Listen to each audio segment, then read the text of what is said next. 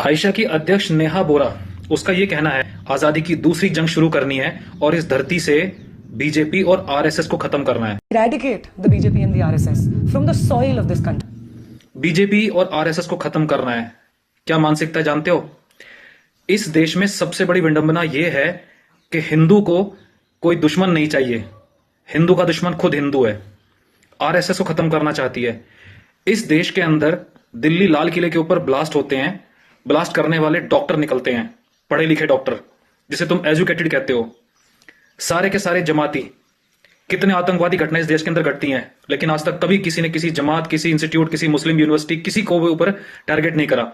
जबकि हजारों आतंकवादी इस देश के अंदर ऐसे हैं जिनका संबंध किसी ना किसी मुस्लिम संगठन से पाया गया है, लेकिन उनके बैन करने के ऊपर आज तक कभी किसने आवाज नहीं उठाई।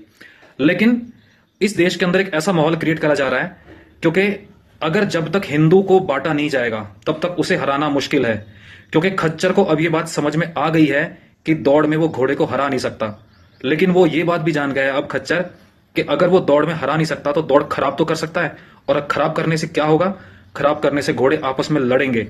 जब घोड़े आपस में लड़ेंगे तो उन्हें फिर बांटा जाएगा, किसी को जाति के नाम पर, किसी को धर्म के नाम पर, और किसी को जनगणना या मनुस्मृति या आरएसएस के नाम पर।